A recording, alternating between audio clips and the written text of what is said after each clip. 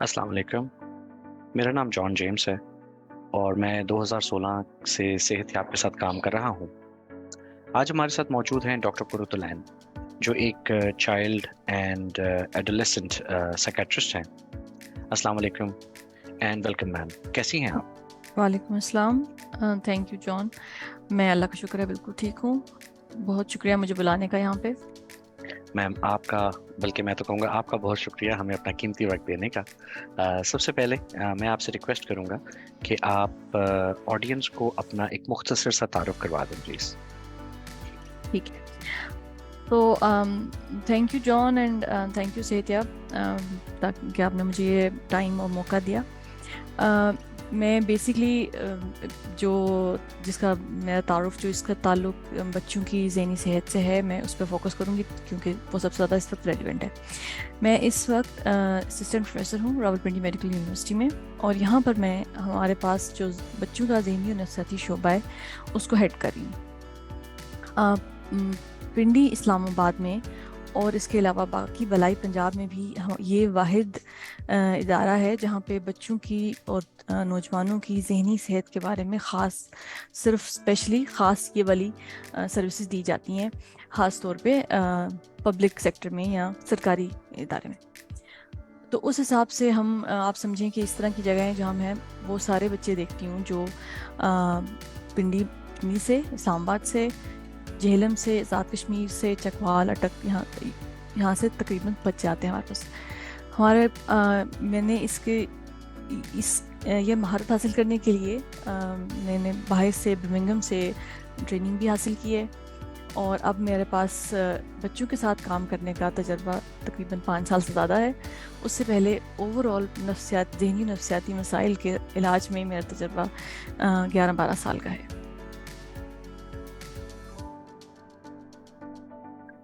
Thank you very much میم.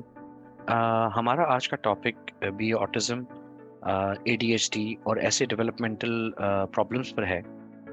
اس سلسلے میں ہم نے صحت یاب کے فیس بک پیج پر کویشچنز بھی پوچھے تھے جس کے آنسرز آج ہم ڈاکٹر صاحبہ سے لیں گے. جوابات کے لیے ہمارے ساتھ لائیو اسٹریمنگ میں جوائن رہیے. میں بلکہ شروع کرنے سے پہلے میں میم سے ریکویسٹ کروں گا کہ میم اس ٹاپک کو تھوڑا سا ایکسپلین کر دیں کہ آٹزم، اے ڈی ایچ ڈی ہوتے کیا ہیں، ایسے اور کون سے مسائل ہوتے ہیں، یہ ہوتے کیوں ہیں، اور ٹریٹمنٹ کے لیے کیا کرنا چاہیے. اس کے بعد ہم لوگوں کے کوشچنز کی طرف بھی آتے ہیں میم. ٹھیک ہو گیا.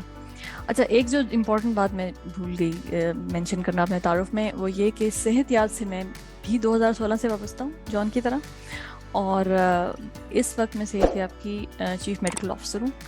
تو صحت یاب سے بھی میرا تعلق بہت پرانا اور بہت پکا قسم کا ہے. That is also why I am here. ہاں، آپ نے پوچھا کہ آٹزم، اے ڈی ایچ ڈی کے مسائل بیسکلی اب ایک ایک کر کے، کیونکہ یہ بہت سارے سوال ہیں تو ایک ایک کر کے ان کا میں جواب دوں گی. پہلا سوال یہ ہے کہ آپ نے پوچھا کہ یہ کیا ہوتے ہیں.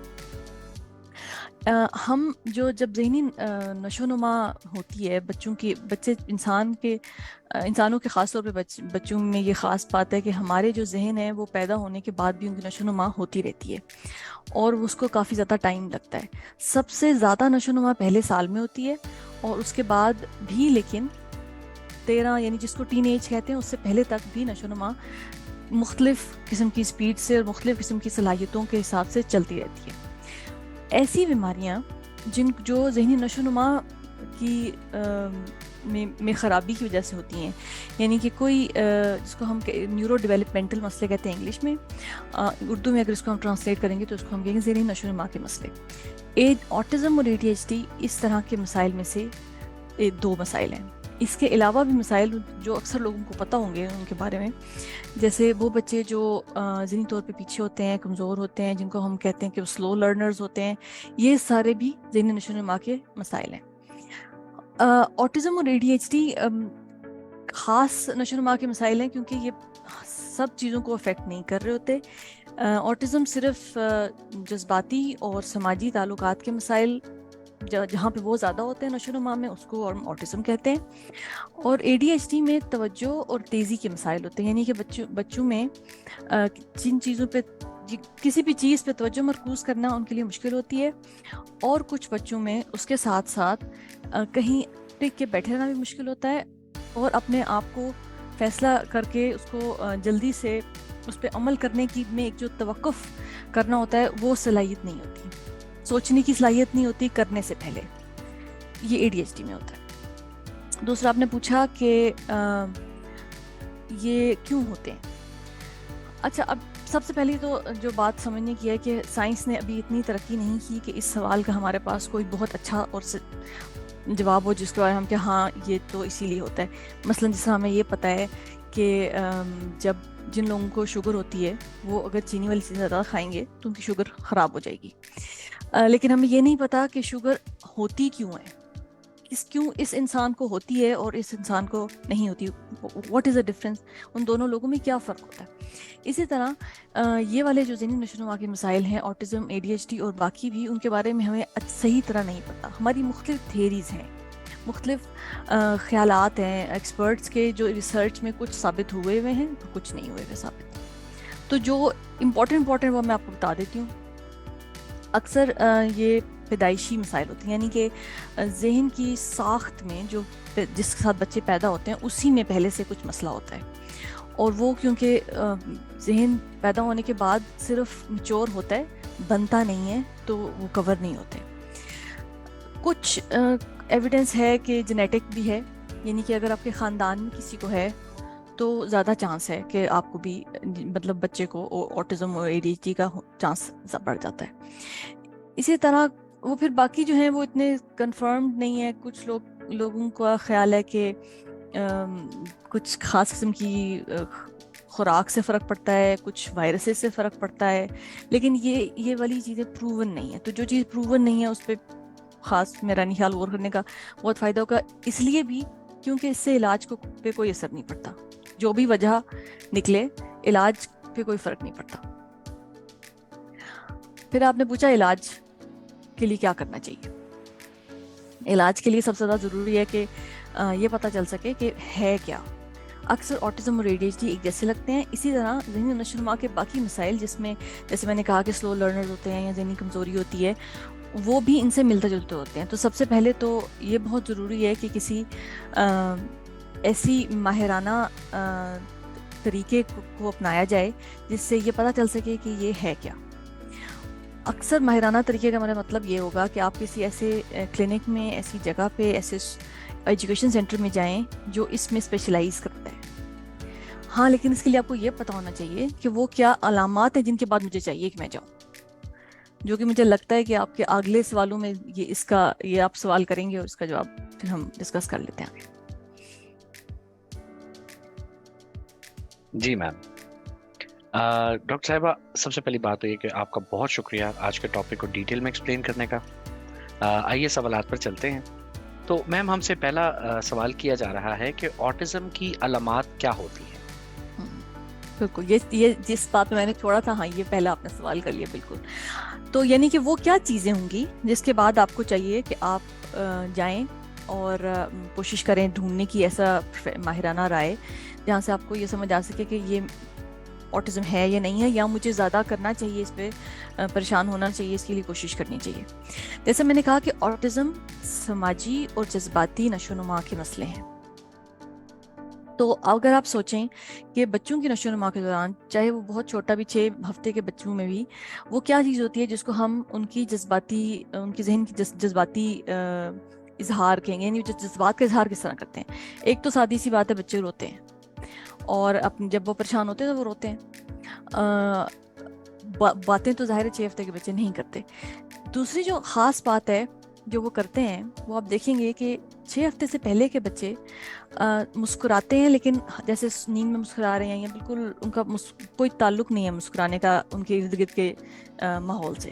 لیکن 6 ہفتے کے بعد بچے اپنی ماں کو دیکھ کے یا کسی جاننے پہچانے چہرے کو دیکھ کے مسکراتے ہیں.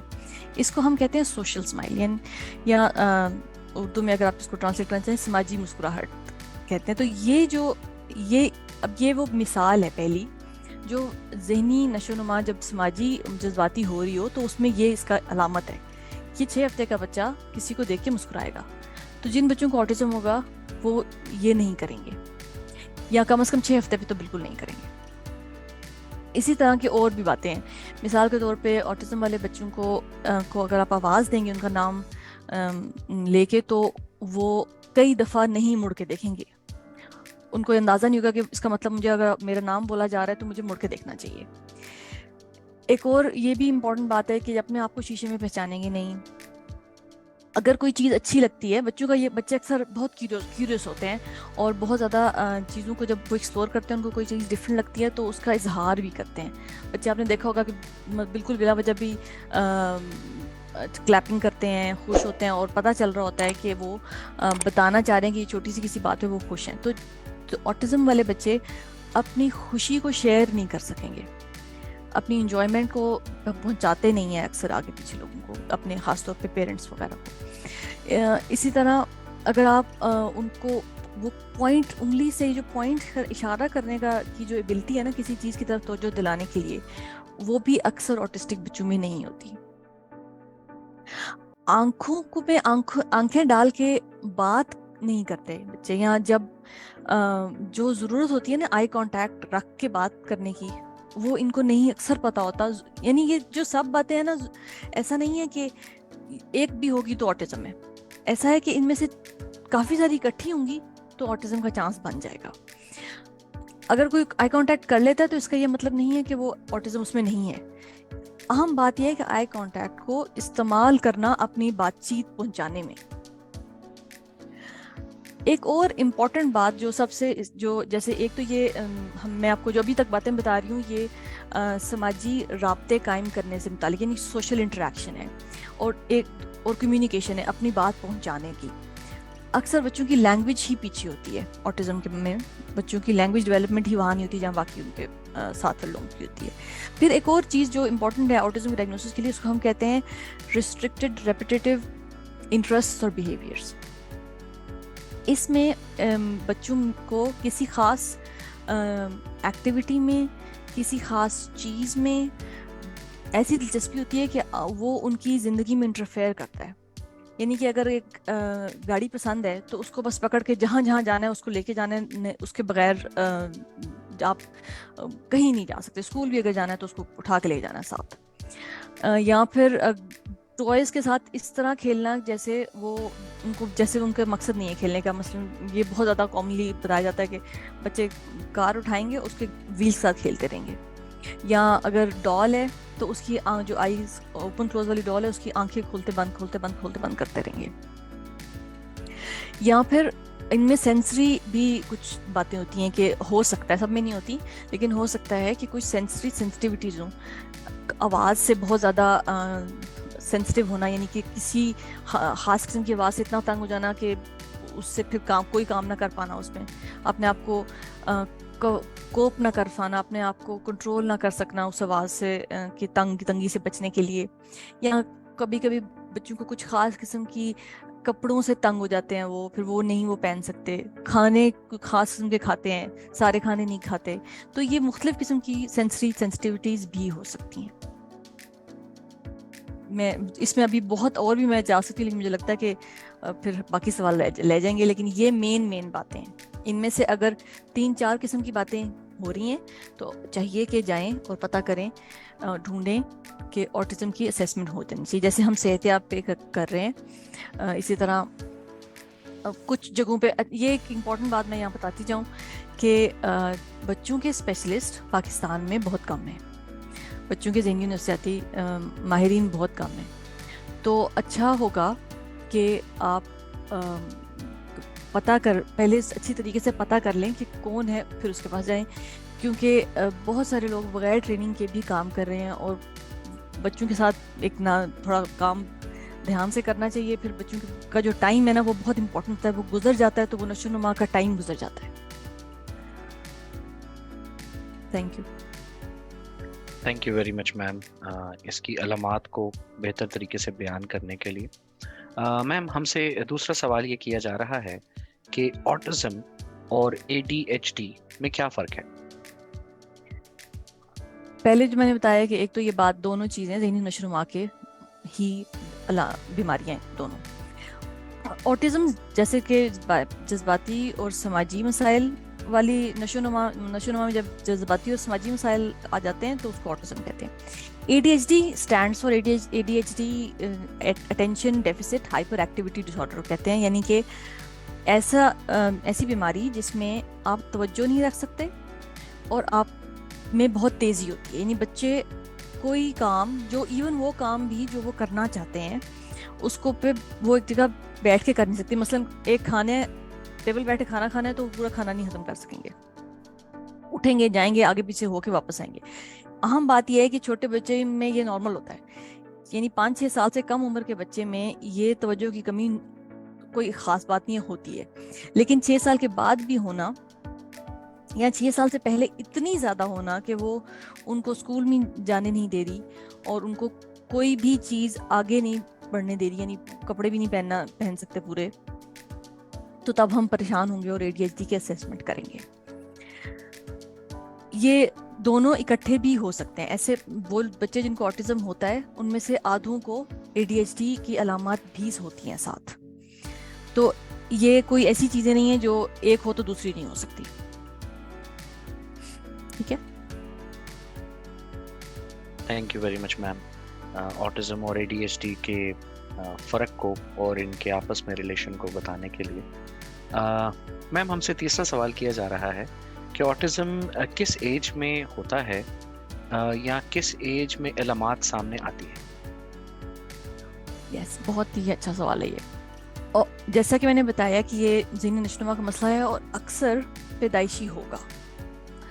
بہت زیادہ کیسز، مطلب 90% زیادہ کیسز وہ ہوتے ہیں جو پیدائشی دور پہ ہوتے ہیں، لیکن علامات بعد میں آتی ہیں، علامات آپ دیر سے نوٹ کرتے ہیں، کیونکہ اس کی علامات جیسا کہ میں نے ذکر کیا کہ ایسی ہیں کہ وہ جب تک آپ بچہ چلنا پھرنا اور اپنی کچھ نہ کچھ رابطے کرنا شروع نہیں کرے گا تو پتہ نہیں چلیں گی۔ اس وقت جو ہماری گائیڈ لائنز ہیں وہ ہمیں کہتی ہیں کہ آپ سب بچوں کو جو چیک ہونے کے لیے آتے ہیں ان کو 18 مہینے اور 24 مہینے اس ٹائمز پہ ضرور آٹزم کے لیے چیک کریں۔ اس کا مطلب ہے کہ ان ٹائمز پہ آٹزم کی علامات پک کی جا سکتی ہیں، خاص طور پہ وہ علامات جو زیادہ شدید ہوں وہ تو جلدی ہی آ جاتی ہیں، تو یعنی کہ 6 مہینے کے بچے میں آٹزم نہیں پک ہوگا، لیکن 12 سے 18 اور 24 مہینے میں ہو سکتا ہے پک۔ ہم اکثر جب جو زیادہ اعتماد سے ڈائگنوسس دیتے ہیں 3 سال کی عمر پہ، لیکن 3 سال سے پہلے ڈائگنوز کرنے کا یا اسکرین کم از کم اس بارے میں احساس ہونے کا فائدہ یہ ہوتا ہے کہ آپ جو کچھ اس طرح کے رویے ہیں جو آپ چینج کر سکتے ہیں اور بچوں کے ساتھ ٹریننگ سٹارٹ کر سکتے ہیں کہ پھر علامات کم شدید ہو جائیں گی۔ تو اس لیے ہم بہت انکریج کر رہے ہیں کہ 18 مہینے اور 24 مہینے پہ بھی جو بچے آپ کو نظر آتے ہیں ان کو ضرور اسکرین کریں تاکہ جلدی پک ہو اور جلدی ان کے لیے بہتری کی طرف لے کے جایا جا سکے۔ تھینک یو ویری مچ میم ان کی ایج کے بارے میں اسپیسیفکلی بتانے کے لیے۔ میم ہم سے چوتھا سوال کیا جا رہا ہے کہ کیا آٹزم اور ADHD جیسی پرابلمس خاندانی ہوتی ہیں؟ جس طرح کہ میں نے کہا کہ ہو سکتی ہیں، ضروری نہیں ہے کہ جس کو آٹزم ہو یا ADHD ہو ضرور ہی اس کے خاندان میں کسی کو ہو، لیکن اگر کسی کے خاندان میں ہسٹری ہے تو باقی لوگوں کے مقابلے میں چانس بڑھ جاتا ہے، پھر بھی ضروری نہیں ہے کہ ہو لیکن چانس بڑھ جاتا ہے۔ تھینک یو ویری مچ میم۔ میم ہم سے پانچواں سوال یہ کیا جا رہا ہے کہ ماہر نفسیات آٹزم کو ٹیسٹ کیسے کرتے ہیں؟ یہ بھی بہت ہی اچھا سوال ہے۔ جو ٹیسٹ ہے نا، ایک تو اگر ٹیسٹ سے کسی کے ذہن میں آتا ہے کہ کوئی بلڈ ٹیسٹ ہوتا ہے یا کوئی برین سکین ہوتا ہے اس پہ آٹزم نظر آتا ہے، تو اس طرح کی تو ہمارے پاس کوئی چیز نہیں ہے۔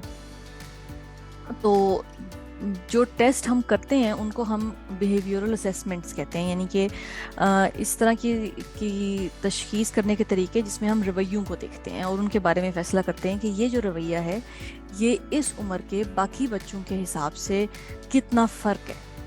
تو وہ والی اسیسمنٹس کی خاص ان کے وہ بنے ہوئے ہیں پروٹوکولز، جن کو جب اسی طرح اپلائی کیا جائے جس طرح کے وہ بنے ہوئے ہیں تو وہ بہت صحیح ریلائبل پورے کافی اعتماد سے آپ بتا سکتے ہیں کہ ہاں جی آٹزم ہے یا نہیں ہے. یہ جو پروٹوکولز ہیں ان کو اپلائی کرنے کے لیے خاص ٹریننگ چاہیے ہوتی ہے. اکثر ایک بچے پہ ٹیسٹ کرنے پہ ڈپینڈ کرتا ہے ایج کتنی ہے، لیکن کم سے کم 30 منٹ اور زیادہ سے زیادہ 1 گھنٹہ لگ سکتا ہے ایک بندے کا. ہاں اکثر 2 قسم کی اسیسمنٹ کریں تو پھر آپ فیصلے پہ پہنچتے ہیں. تو ان کو ہم ایک پوری کوئی ماہر نفسیات جس نے بہت سارے آٹزم کے پیشنٹس دیکھے ہوں وہ ٹیسٹ کے بغیر بھی ڈائگنوز کر سکتا ہے ایک اچھی ہسٹری پہ جو انہوں نے بچپن سے لی ہو، پورا پتہ کیا ہو، تو وہ اس پہ بھی ڈائگنوز ہو سکتا ہے. لیکن اگر آپ ٹیسٹ پوچھیں گے تو ٹیسٹ بھی ہیں جن کے بارے میں نے آپ کو بتایا کہ خاص ٹریننگ لینی ہوتی ہے، اس کی کٹ ہوتی ہے. ان کو ہم جیسے ایڈاس 2 ہے اور اس کے ساتھ ایک انٹرویو ہوتا ہے، ADIR ہوتا ہے. یہ والے ٹیسٹ ان کی رپورٹس بنتی ہیں. ان کو ہم آج کل گولڈ سٹینڈرڈ سمجھتے ہیں آٹزم کی ڈائگنوسس کے لیے. تھینک یو ویری مچ میم. میم ہم سے چھٹا سوال کیا جا رہا ہے کہ کیا ہم خود آٹزم کی تشخیص کر سکتے ہیں؟ اچھا، تشخیص اگر آپ تشخیص کا مطلب یہ ہوگا کہ آپ کو پکا پتہ چل گیا ہے، تو شاید وہ نہیں، لیکن اس سے ایک سٹیپ پیچھے کہ آپ کو کافی حد تک سمجھ آ جائے کہ شاید یہ آٹزم ہے، یہ آپ کر سکتے ہیں. اس کے کرنے کے بھی کچھ طریقے ہیں. ایک جیسے کہ میں نے آپ کو ابھی علامات بتائیں، ان علامات پہ بیس کر کے بھی ایسے ٹیسٹ بنے ہوئے ہیں جو سوال کرتے ہیں، جو عمر کے حساب سے والدین سے سوال کرتے ہیں کہ آپ بتائیں کہ آپ کا بچہ کیا یہ کام کرتا ہے، تو پھر آپ اس کا کوئی جواب دیتے ہیں. یہ ٹیسٹ آپ کو ایک بہت اچھی اپلیکیشن ہے آسٹریلیا میں، ایک بہت اچھی اسٹڈی ہوئی سوشل کمیونیکیشن پہ. انہوں نے ایک اپلیکیشن بنائی، لیکن وہ خیر وہ 30 مہینے کے بچوں تک اپلیکیبل ہے. تو وہ جو اپلیکیشن ہے وہ فون پہ بھی ڈاؤن لوڈ ہو جاتی ہے. تو اس ایج کے بچوں کے لیے وہ بڑی اچھی اپلیکیشن ہے، کیونکہ وہ آپ پیرنٹس کو یا کوئی بھی جو قریبی جاننے والا ہے بچے کا، وہ اس کو فل کر سکتا ہے اور وہ اس پہ یہ بتا سکتی ہے اپلیکیشن اس کو کہ آپ کے بچے میں چانس آٹزم کا زیادہ ہے یا کم ہے. تو اس طرح کی چیزیں ہیں، لیکن اس میں وہی بات ہے کہ کیونکہ یہ سب چیزیں فی الحال انگلش میں ہیں، تو ضروری ہے کہ جو کر رہا ہو انسان اس کو انگلش آتی ہو، تب ہو سکتے ہیں. آج کل میں اور میری ٹیم ایک اور اس طرح کی چیز پہ کام کرنے کی کوشش سٹارٹ کر رہے ہیں جس میں ہم یہ اپنے لوگوں کے لیے جو اردو میں بھی بنا سکیں. وہ جب ہوگا تو ہم انشاءاللہ صحت یاب کے تھرو بھی بتائیں گے. تھینک یو ویری مچ میم اس کے بارے میں بتانے کے لیے. میم ہم سے 7واں سوال کیا جا رہا ہے کہ کیا آٹزم ایک معذوری ہے؟ معذوری کا جو لفظ ہے وہ آج کل استعمال سے نکلتا جا رہا ہے. ہم معذوری کو کسی کے لیے بھی نہیں استعمال کر رہے. جیسے پہلے جو لوگ چل نہیں سکتے یا جن لوگوں کو نظر نہیں آتا ان کے لیے معذوری کا لفظ استعمال ہوتا تھا، اب ہم ان کے لیے اسپیشل، آپ نے سنا ہوگا لفظ استعمال کرتے ہیں کہ اسپیشل ایجوکیشن ہے، اسپیشل ایبلٹی ہے. بلکہ اب تو وہ اسپیشل بھی نکلتا جا رہا ہے اور اب کہہ رہے ہیں کہ ڈفرینٹلی ایبلڈ، یعنی کہ ان کے پاس جو صلاحیتیں ہیں وہ بس مختلف ہیں. تو اس لیے میں چاہوں گی کہ ہم یہ لفظ نہ استعمال کریں. مقصد بات یہ ہے کہ آٹزم ایک اس طرح کی ذہنی ساخت یا اس طرح کی ذہنی کیفیت ہے جو مختلف ہے باقی لوگوں سے، لیکن وہ کوئی بیماری نہیں ہے. کیونکہ بیماری تو ایسی چیز ہوتی ہے نا جس کا آپ کو دوائی دیں یا کوئی آپریشن کریں یا کچھ کریں تو وہ بالکل ٹھیک ہو جاتی ہے، ہونے کا چانس ہوتا ہے. یا آپ اگر وہ نہیں کریں گے تو وہ مطلب آہستہ آہستہ خراب ہوتے ہوتے بالکل ختم ہو جائے گا. تو آٹزم ایسی چیز نہیں ہے. آٹزم ذہن کی کیفیت ہے جو کہ مختلف ہے باقی لوگوں سے. یہ لوگ اپنے سماجی اور جذباتی اظہار اور رابطوں میں مختلف ہوتے ہیں. ہمیں اس لیے یہ عجیب لگتے ہیں کیونکہ ہم ایسے نہیں ہیں، ہمیں سمجھ نہیں آ رہی. تو ہمارا جو بھی ہم ٹریٹمنٹس بناتے ہیں، جو مینجمنٹ کرتے ہیں، اس کا مقصد ان دی اینڈ یہ ہوتا ہے کہ جو شخص آٹزم سے گزر رہا ہے اس کے لیے ہمارے طریقے بھی اس کو سمجھ آ جائیں کچھ حد تک، تاکہ وہ اپنی زندگی کو گزار سکے ہم جیسے لوگوں میں جن کے سماجی اور جذباتی اظہار اور سمجھ کے طریقے ان سے مختلف ہیں. میم اس میں ہمارے پاس ابھی 8واں سوال ہم سے کیا جا رہا ہے کہ آٹزم کی کوئی مائلڈ سمٹمز بھی ہوتے ہیں جس کے علاج کی ضرورت نہیں ہوتی؟ جی، زیادہ تر جو ذہنی نشو و نما کے مسائل ہیں ان میں اسپیکٹرم پہ ہوتے ہیں وہ، کہ اس میں یہ نہیں ہے کہ ہے اور نہیں ہے. جن کو ہے ان کے بھی پورا اسپیکٹرم ہے، جیسے ہم نے کہا مائلڈ بھی ہوتے ہیں، پھر ماڈریٹ بھی ہوتے ہیں، سیویئر بھی ہوتے ہیں. اور یہ بھی ایک قسم کا رول ہے کہ زیادہ تر لوگ مائلڈ ہوتے ہیں. یعنی کہ اگر آپ نے 100 بچوں کو آٹزم ڈائگنوز کیا ہے مثلا کمیونٹی میں، تو اس میں سے 70-80 کے قریب کو مائلڈ ہوگا. تو اب اگلا سوال کے ساتھ جڑا ہوا یہ ہے کہ جن کو علاج کی ضرورت نہیں ہوتی. اچھا، علاج جو ہے وہ کیونکہ ایسا کوئی اسٹینڈرڈائز علاج آٹزم کا، مختلف لوگ اپنے علاجوں کو اسٹینڈرڈائز علاج کہتے ہیں، لیکن ایز سچ کوئی اسٹینڈرڈائز علاج ایسا نہیں ہے جس پہ سب اگری کرتے ہوں. جس طرح ڈپریشن کا اسٹینڈرڈائز علاج SSRIs ہیں، اسکیزوفرینیا کا اسٹینڈرڈائز علاج اینٹی سائیکوٹکس ہیں، ڈائبٹیز کا اسٹینڈرڈائز علاج انسولین یا انسولین بڑھانے والی دوائیاں ہیں. اس طرح آٹزم کا کوئی اسٹینڈرڈائزڈ علاج نہیں ہے. ہاں، کچھ ایسے علاج کے طریقے ہیں جو زیادہ فائدہ مند پائے گئے ہیں، جس میں سے ایک تھراپی ہے جس کو ہم ABA تھراپی کہتے ہیں، پھر ایک تھراپی جس کو پکچر ایکسچینج کمیونیکیشن سسٹم کہتے ہیں. تو یہ 2-3 چیزیں ہیں جو لوگ کرتے ہیں اور لوگوں کو لگتا ہے کہ ان کا زیادہ فائدہ دیکھا گیا ہے، لیکن پھر بھی یہ اس طرح ایسا نہیں ہے کہ سب اس پہ اگری کرتے ہوں. تو اس حساب سے اس طرح کے جو اسپیسیفک علاج ہیں ہو سکتا ہے کہ مائلڈ لوگوں کو نہ کرانے پڑیں، لیکن بات یہ ہے کہ آپ علاج کراتے کیوں ہیں، پہلے یہ فیصلہ کر لینا چاہیے. ہم جس بھی بچے کا، جب میں پہلے سے کہہ رہی ہوں کہ یہ چیز ایسی نہیں ہے جس کو بیماری کہا جائے، تو علاج تو اسی بات سے لازمی ہونا ختم ہو گیا. ٹھیک ہے نا؟ یہ تو اگر آپ یہ مان لیں کہ یہ چیز بیماری نہیں ہے، ایسی معذوری نہیں ہے، تو پھر آپ علاج سب کا تو نہیں کریں گے. تو علاج ہم کریں گے کیوں؟ علاج ہم اس لیے کریں گے، یا جو بھی ہم ہیلپ جو کرتے ہیں، جو مینجمنٹ کرتے ہیں، وہ ہم اس لیے کرتے ہیں تاکہ بچے یا بڑے جو بھی جن کو آٹزم ہے وہ اپنی زندگی میں خود مختار ہو جائیں، اپنے کام کاج کر سکیں، اپنی پڑھائی کر سکیں، اپنی جاب تک پہنچ سکیں، یعنی کہ وہ والی زندگی گزار سکیں جو کہ باقی لوگ گزار. وہاں تک پہنچنے کے لیے جو کچھ بھی کرنا چاہیے وہ کرتے ہیں. کچھ لوگوں کو جن کو بہت کم آٹزم کے سمٹمز ہوتے ہیں اور ان کی ادروائز انٹیلیجنس ٹھیک ہوتی ہے، ان کو میں جس طرح میرے پاس جو پیشنٹس جب آتے ہیں تو ان کو میں یوزلی ریکمینڈ کرتی ہوں کہ مین اسٹریم اسکول میں بھیجیں. اس کا یہ فائدہ ہوتا ہے، جو کہ میں نے پھر دیکھا بھی ہے بعد میں، کہ بچے کی ایک روٹین بنتی ہے، ایون دو وہ چاہے وہ بالکل ویسا سیکھ نہ رہا ہو یا بالکل ویسا بیہیو نہ کر رہا ہو جیسا باقی سارے بچے کر رہے ہیں، لیکن وہ آہستہ آہستہ قریب جانا شروع ہو جاتا ہے. تو اس کو اب مجھے نہیں پتا اس کو آپ علاج میں ڈالیں گے یا نہیں ڈالیں گے، لیکن ایز سچ یہ علاج کا ہی طریقہ ہے کہ آپ نے اس بچے کو گھر میں رکھنے کی بجائے مین اسٹریم اسکول میں بھیج دیے جہاں باقی بچے بھی جا رہے ہیں. ہو سکتا ہے 1 سال پیچھے والے میں بھیج دیا ہو.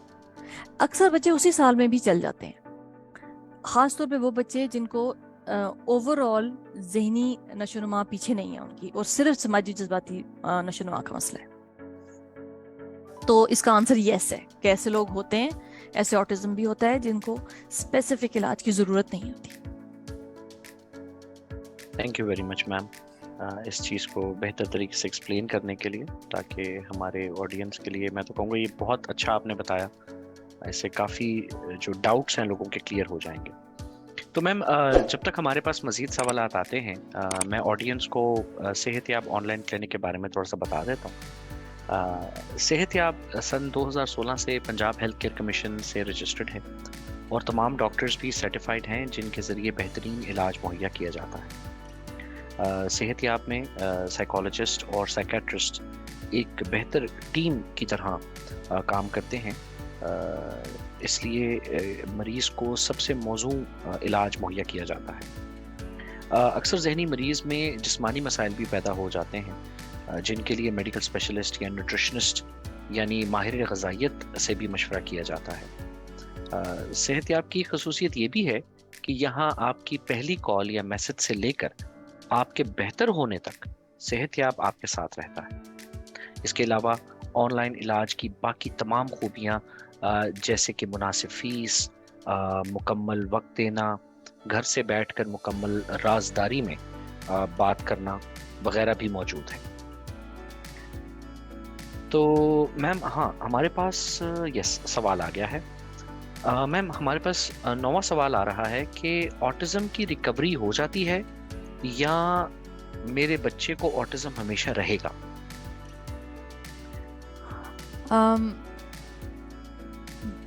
جس طرح کہ پہلے بھی ڈسکس کر رہی ہوں کہ یہ جو ذہنی نشو و نما ہے وہ بچپن میں ہوتی ہے، اور اس کے بعد صرف اس میں جو تبدیلیاں آتی ہیں وہ ایسی ہوتی ہیں جو آپ رویے سے ٹیمپرری طور پر لا سکتے ہیں، خود سیکھ سکتے ہیں اور کر سکتے ہیں۔ تو آٹزم ایسی چیز نہیں ہے جو چلی جائے، کیونکہ پھر دوبارہ اس پہ ہم آ جاتے ہیں کہ یہ بیماری نہیں ہے، یہ ایسی چیز ہے جو ذہن کی کیفیت کا فرق ہے۔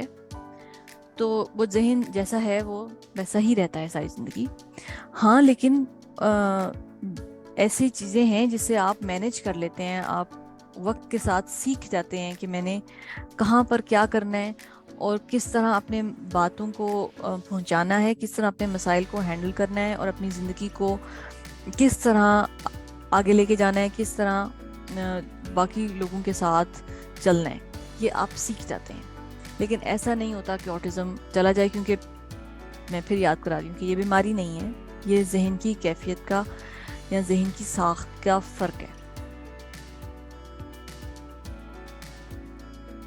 تھینک یو ویری مچ میم۔ میم ہم سے یہ سوال کیا جا رہا ہے کہ آٹزم کا سب سے بیسٹ ٹریٹمنٹ کیا ہے؟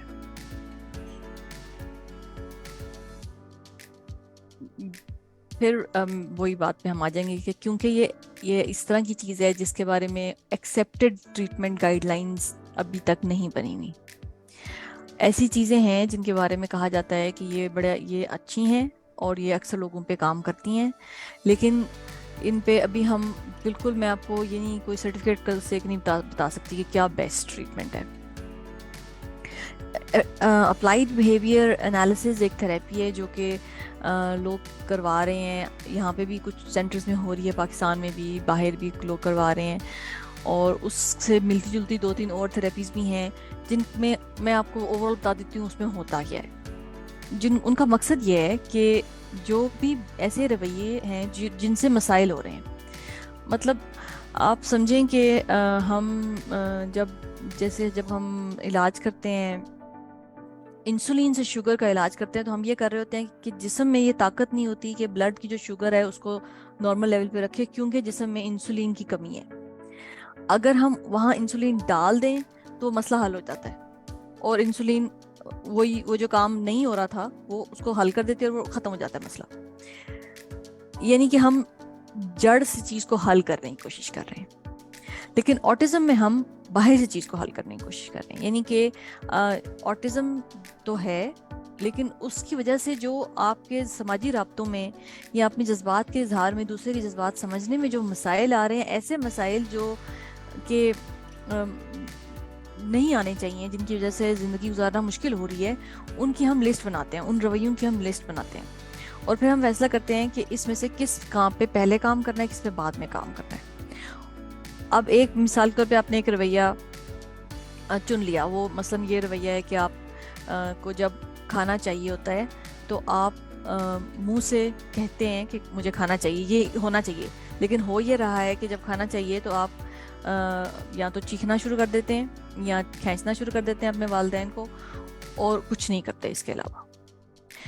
تو ہم اس پوائنٹ سے جس میں بچہ، یہ تو والدین کو تو آپ کو پتہ ہے، بچے جب بولنے کی صلاحیت نہیں بھی رکھتے تب بھی ان کو پتہ ہوتا ہے کہ ان کو کیا مسئلہ ہے، تو والدین کو سمجھ تو آ جائے گی۔ تو اکثر یہ اگر والدین کو اندازہ نہ ہو کہ یہ ضروری ہے یہاں پہ چینج کرانا، تو وہ کرتے جائیں گے۔ لیکن یہ سکھانا اس لیے ضروری ہے کیونکہ بچوں نے زندگی ساری والدین کے ساتھ بیٹھ کے نہیں گزارنی، انہوں نے اسکول بھی جانا ہے، انہوں نے چیزیں سیکھنی بھی ہیں, انہوں نے پروفیشنل ایجوکیشن تک بھی جانا ہے. تو یہ پوائنٹ سکھانے کے لیے اب چھوٹے چھوٹے ہم سٹیپ بنا لیتے ہیں. مثلاً کہیں گے کہ آپ لیول پہ آ جائیں بچے کے, اس کی آنکھوں میں دیکھیں, اور جب وہ آپ سے بات کرنا چاہ رہا ہو کھانے کے بارے میں, اور اسے کہ آپ کو کھانا چاہیے, اور وہ اگر آپ کو دیکھے اور نوٹ کرے تو آپ اس کو کھانا دیتے ہیں. یہ پہلا سٹیپ ہوگا. اگر وہ نوٹ بھی نہیں کرتا, آپ پہ توجہ بھی نہیں دیتا, تو پھر نہ دیں کھانا. اور اس کو آئیڈیا دیں کہ آپ مجھے دیکھیں, اور اشارے سے کہہ دیں یا منہ سے کہیں کہ کھانا چاہیے. تو یہ اب میں آپ کو مثال دے رہی ہوں. تو اس قسم کے رویوں, اس قسم کی ایکسرسائزز ہوتی ہیں. پھر ان کے کوئی ریوارڈز ہوتے ہیں, بچوں کو کوئی چیزیں دی جاتی ہیں, یا بچوں کو کوئی شاباش دی جاتی ہے, جس سے ان کو اندازہ ہوتا ہے یہ جو ہم نے کیا یہ اچھا کیا. زیادہ تر ٹریٹمنٹس جو آٹزم کے ہیں وہ اس طرح کے ہیں. یا جو بچے بالکل بولتے نہیں ہیں, لفظ نہیں استعمال کرتے, ان کو تصویروں سے ہیلپ کی جاتی ہے. کہ جب آپ کو مثلا آپ کو واش روم جانا ہے تو ایک بورڈ ہوتا ہے, اس پہ ساری تصویریں لگی ہوتی ہیں, تو وہ واش روم والی تصویر پہ ہاتھ لگائے گا. یا آپ کو اگر فروٹ چاہیے تو وہ ایک تصویر ہوگی جس پہ کھانا ہوگا, ایک تصویر ہوگی جس پہ فروٹ ٹائپ ہوگا, تو وہ دونوں پہ کو اکٹھا پہ ہاتھ لگائے گا, تو پھر آپ کو سمجھ آئے گی. تو اس قسم کے کمیونیکیشن بہتر کرنے کی طریقے ہوتے ہیں. تو ساری جو ٹریٹمنٹس ہیں وہ اس کے ارد گرد ہیں. میرے خیال ہے, یہ میرا اپنا خیال ہے, اور میں جو ہے وہ اس پہ یہ بھی کیونکہ آٹزم ایک نیا مسئلہ ہے. مطلب ہے تو دنیا میں ہمیشہ سے, لیکن ہمیں اس کا احساس نیا ہو رہا ہے. اور پچھلے اگر بہت عرصے سے بھی ہو رہا ہے تو پچھلے ہمیں 30 سال سے ہو رہا ہے. تو 30 سال کوئی بہت لمبا ٹائم نہیں ہے کسی بھی چیز کے بہت اچھے علاج تک پہنچنے کا. خاص طور پہ 30 سال سے جو احساس زیادہ ہو رہا ہے وہ ہمارے ملک میں نہیں ہو رہا, وہ باہر ہو رہا ہے. تو میرا خیال ہے کہ جو بیسٹ ٹریٹمنٹ, جو بھی ٹریٹمنٹ ہم طریقہ فالو کریں, اس میں جو بیسٹ ہوگا وہ ہوگا جو والدین کر رہے ہوں, جو پیرنٹس کر رہے ہوں. کیونکہ پیرنٹس بچوں کے ساتھ سارا وقت رہتے ہیں, تو وہ سارا وقت وہ رویے چینج کر کے وہ رویے اپنا سکتے ہیں اور شو کر سکتے ہیں, ان سے ٹریننگ کر سکتے ہیں. وہ ٹریٹمنٹس جس میں آپ کو بچے کو کہیں لے کے جانا ہے, اور اسپیسیفکلی جو کام وہاں ہوتا ہے وہ آپ گھر میں بالکل نہیں کر سکتے, وہ ٹریٹمنٹ بہت زیادہ فائدہ مند نہیں ہوتے. خاص طور پہ اگر ان کی کاسٹ بہت زیادہ ہے. یعنی کہ اسکول جانے کی جو کاسٹ ہے نا, وہ تو ٹھیک ہے, اس کی خیر ہے, کیونکہ سب بچے اسکول جاتے ہیں, اسکول جانا ایک نارمل کاسٹ ہے. اگر اسی کاسٹ میں آٹسٹک بیہیویئر کی بھی کچھ نہ کچھ تھراپیز ہو رہی ہیں پھر تو ٹھیک ہے. لیکن اگر ایسی ٹریٹمنٹ ہو رہا ہے جس میں پیرنٹ کچھ نہیں سیکھ رہا, وہ مجھے لگتا ہے, اور میں نے دیکھا بھی یہی ہے اپنی پریکٹس میں, کہ وہ اتنی افیکٹو نہیں ہوتی. So the best treatment whatever it is, وہ ہوگا جس میں پیرنٹس سیکھیں ساتھ کیسے ڈیل کرنا. تھینک یو ویری مچ میم اس چیز کو بہتر طریقے سے بیان کرنے کے لیے. میم ابھی ایک بڑا زبردست سوال آیا ہے, اور وہ یہ ہے کہ آٹسٹک بچے جب مطلب بڑے ہو جاتے ہیں اور ان کی اور بڑے ہوتے جاتے ہیں اور ایک میچور ایج میں آ جاتے ہیں یا ٹین سے باہر نکل جاتے ہیں, تو ان میں کس قسم کے مسائل ہوتے ہیں؟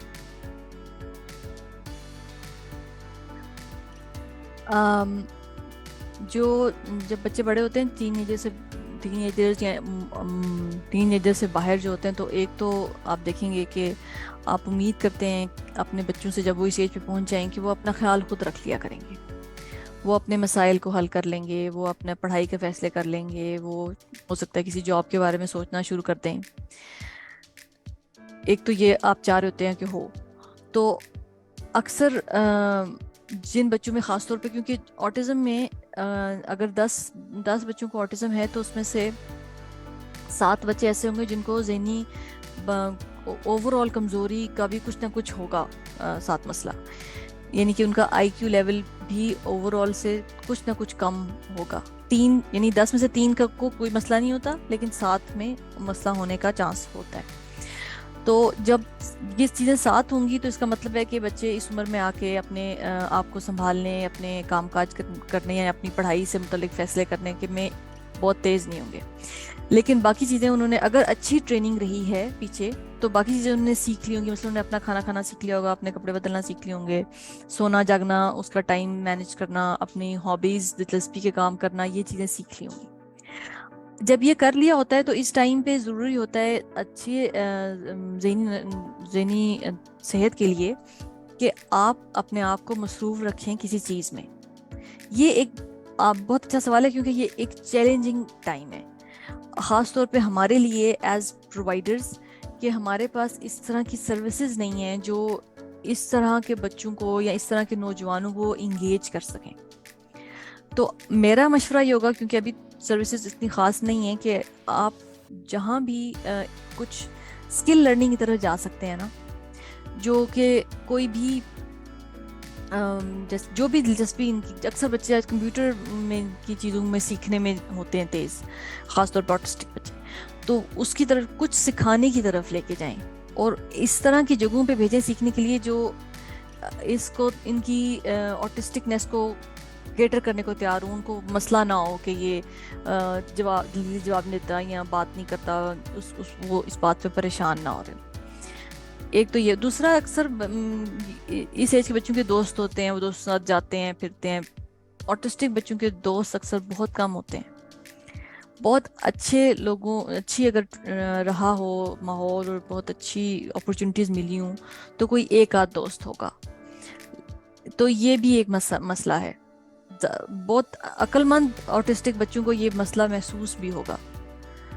तो उसमें भी आपने हर चीज़ जो बाकी लोगों को करनी चाहिए और इनको नहीं आ रही, उसमें आपने उनको हेल्प करनी है, उनको वहां तक लेके जाना है, माहौल इस तरह का बना के देना है। Thank you very much ma'am इस चीज़ को बयान करने के लिए। मैम लास्ट क्वेश्चन हमारे पास है कि क्या प्रेगनेंसी के दौरान कुछ किया जा सकता है कि ऑटिज्म का रिस्क कम हो?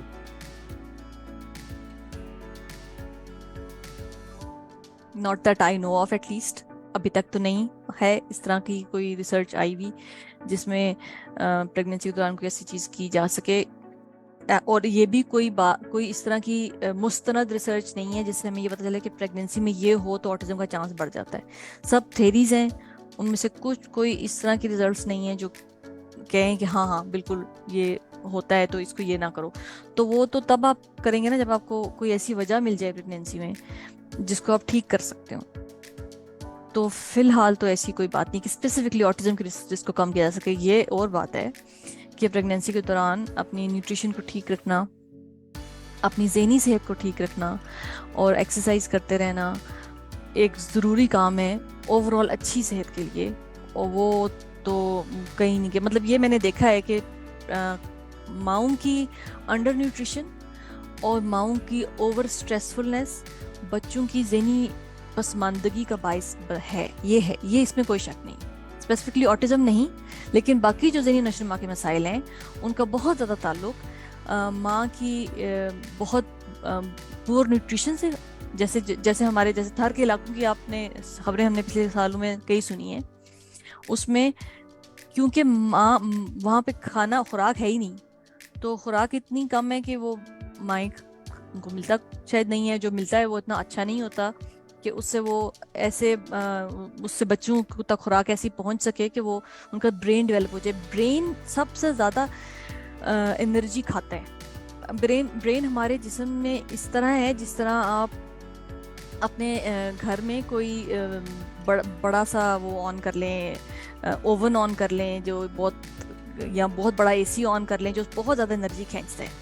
तो जो हमारे जिस्म में जो भी हम खाते पीते हैं उसमें जो हाई वैल्यू वाली एनर्जी होती है ना वो ब्रेन खाता है, और डेवलपमेंट में वो और भी ज़्यादा खाता है। तो अगर आप माएँ खाना नहीं ठीक खा रही तो बच्चों की ज़हनी नशोनुमा में कमी आएगी। यही वजह है कि हमारे मुल्क में ज़हनी पसमानदगी का तनासुब बाकी मुल्कों के हिसाब से बहुत ज़्यादा है। तकरीबन 40% बच्चे अपनी जितना ज़हन का साइज होना चाहिए वहां नहीं पहुंचते, और ये ठीक नहीं हो सकता बाद में। ایسا نہیں ہے کہ بعد میں بچے کھانا کھائیں گے اور ٹھیک ہو جائے گا. یہ جس طرح میں نے بتایا کہ ذہنی نشو و نما یہاں پیدائش سے پہلی ہوتی ہے یا پیدائش کے پہلے سال میں ہوتی ہے, اس کے بعد اس کو کچھ نہیں کر سکتے. تھینک یو ویری مچ میم اس سوال کے جواب دینے کے لیے. میم آئی تھنک ہم نے زیادہ تر سوالات کور کر لیے ہیں. ڈاکٹر صاحبہ سب سے پہلی بات تو یہ کہ جوابات دینے کا بہت شکریہ. اور کیا آپ آڈینس سے اس ٹاپک پر مزید کچھ کہنا چاہیں گی یا کوئی ٹپس دینا چاہیں گی؟ ایک ٹپ جو میں اکثر اپنے پیشنٹس کو بھی دیتی ہوں, اور جہاں پہ بھی اس ٹاپک پہ بات ہوتی ہے اس میں میں بار بار یہ, کیونکہ یہ میں نے اپنے تجربے میں دیکھا ہے کہ یہ ایک ٹپ ہے جس کا بہت فائدہ ہوتا ہے. بچوں کو ضرور اسکول بھیجیں, اسکول ڈھونڈیں. ایسا اسکول نہیں چاہیے جو بہت کمال پڑھائی کروا رہا ہو اور گولڈ میڈل لے کے دے رہا ہو, لیکن ایسا اسکول چاہیے جو اس بات پہ تیار ہو کہ آپ کا بچہ اگر تھوڑا بہت کلاس میں اٹھ کے کہیں چلا جائے گا تو ہم اس کو واپس لے آئیں گے. اگر سوال کا جواب فوراً نہیں دے گا تو ہم مائنڈ نہیں کریں گے. اگر کھڑے ہو کے کلاس میں ریڈنگ نہیں کرے گا تو خیر ہے. اس طرح کے اسکول میں بچوں کو بھیجیں اور اس کے لیے محنت کریں. بچوں کو گھر میں اس خوف سے نہ بٹھائیں کہ یہ اسکول والے جو ہیں وہ ان کو کیسے سنبھالیں گے. یہ وہاں سے کچھ لوگوں کو لوگ اس لیے بھی نہیں بھیجتے کہ اسکول میں گیٹ سے باہر نکل جائے گا. اصولاً تو اس طرح اسکولوں نے گیٹس بند کیے ہوتے ہیں, وہ بچوں کو باہر نہیں نکلنے دیتے. لیکن دیکھ بھال کر کے یہ آپ کی ٹاپ پرائرٹی ہونی چاہیے کہ بچہ اسکول جائے. وہاں سیکھے نہ سیکھے یہ بعد کی بات ہے. اسکول جانا اس کی روٹین بناتا ہے اور بچے روٹین سے سیکھتے ہیں. تو یہ ایک میرا میسیج جو میں چاہوں گی کہ لوگ ضرور اس کو یاد رکھیں اور اس پہ غور کریں. تھینک یو ویری مچ میم آپ کی ایڈوائز اور ڈیٹیلڈ آنسرس کے لیے. ہماری آڈینس کا بھی میں لائیو اسٹریم کو جوائن کرنے کا بہت بہت شکریہ ادا کرنا چاہوں گا. امید ہے کہ آپ سب کے تمام سوالات کا جواب کور ہو گئے ہوں گے. اگر آپ کے مزید کوئی کوشچنس بھی ہیں تو کامنٹس میں شیئر ضرور کریں, ہم آپ کو کامنٹس میں ضرور گائیڈ کر دیں گے. اور یہ بھی بتاتا چلوں کہ ہم ہر ہفتے اپنے ماہر نفسیات کے ساتھ مختلف ٹاپکس پر لائیو سیشنز کرتے ہیں. آپ اپنی رائے کامنٹس میں دیجیے ہمیں کہ ہمیں اگلے ہفتے کس ٹاپک پر بات کرنی چاہیے. اور ڈاکٹر قرۃ العین جو ہیں ہماری, ان سے آن لائن مشورہ کرنے کے لیے یا صحت یاب کے بارے میں مزید جاننے کے لیے ہماری ویب سائٹ www.sehatyab.com وزٹ کیجیے, یا ہماری ہیلپ لائن نمبر 0300-100-3171 پر رابطہ کریں. اپنا خیال رکھیے. اللہ حافظ.